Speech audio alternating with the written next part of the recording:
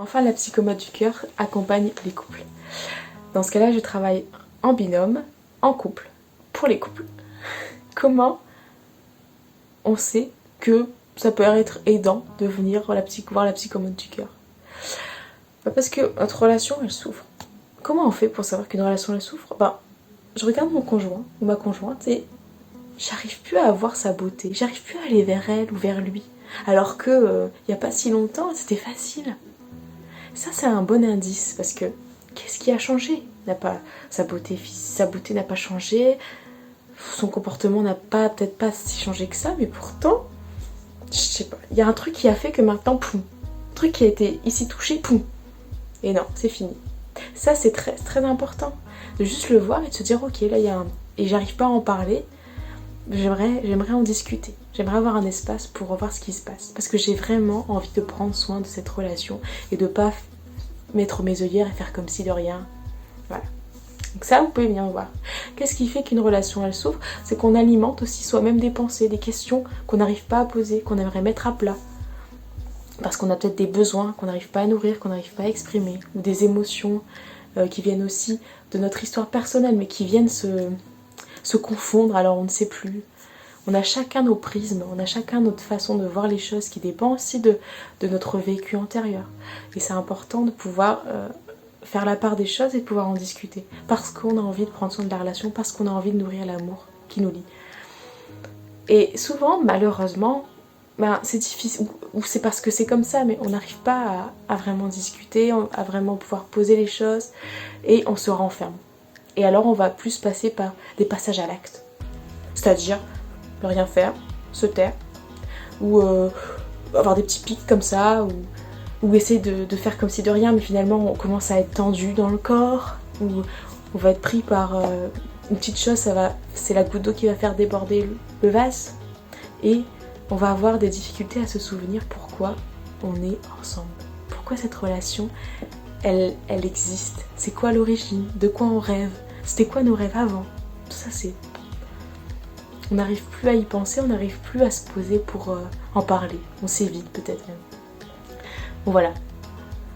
Il y a plein d'autres raisons, mais je parle assez globalement ici. De toute façon, prenez ce qui résonne en vous et sachez que nos oreilles et nos cœurs sont grands ouverts pour prendre soin des relations.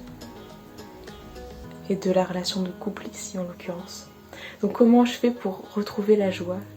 Et comment vous faites pour retrouver la joie d'être ensemble?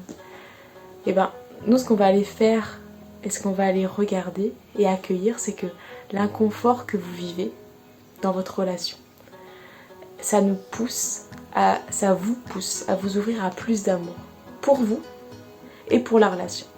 Parce que souvent en fait, quand il y a un truc qui nous titille, c'est quelque chose qu'on n'arrive pas à voir et qu'on n'arrive pas à aimer.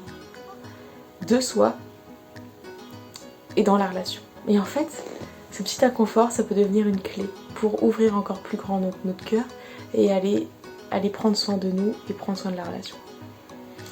Ce que ça va permettre aussi, ce travail, c'est de rencontrer chacun vos besoins, vos émotions et en prendre la responsabilité. C'est-à-dire ne pas demander à l'autre forcément de remplir ce besoin. On peut exprimer, faire une demande, mais si l'autre n'est pas en capacité, en mesure aujourd'hui de répondre à mon besoin, c'est pas grave. Je vais essayer d'y répondre avec une autre stratégie, mais je vais pas lui faire porter la responsabilité de tous mes besoins. Ce sont mes besoins et l'autre de la même façon. Par contre, évidemment, parfois si on peut le faire, c'est super. Mais c'est pas une obligation. Donc je repose les choses, je reprends ma responsabilité et je me rappelle de ce que je veux. Qu'est-ce que je veux vraiment? Je veux vivre l'amour ou je veux vivre une présence avec quelqu'un que je n'arrive pas à rencontrer. Et rencontrer l'autre dans ses besoins, c'est majeur ce que vous faites. Si vous venez par exemple au travail avec la psychomote du cœur, c'est rencontrer l'autre. Déjà dans ces démarches, il y a énormément d'amour. Et juste rencontrer cet amour, c'est déjà énorme. Et puis le fait que on discute ensemble et puis qu'on soit là en miroir. C'est comme ça, il y a un couple face à notre couple. Parce que je vous accompagne avec Jérôme Chevalier. On va pouvoir vous aider à vous reconnecter au sens de votre rencontre. Vous êtes ensemble, vous. Pourquoi? D'où ça vient? Quelle origine? Qu'est-ce que ça vous fait faire comme chemin? Qu'est-ce que vous avez envie de vivre ensemble? C'est quoi vos rêves? C'est quoi votre rêve de base? Comment il évolue? Tout ça, c'est des choses qui sont hyper importantes pour votre essentiel. On retrouve les 3 pôles de la psychomote. Partir de ce qu'on ressent au niveau de son corps pour voir qu'est-ce que ça vient ouvrir et le rencontrer dans l'amour.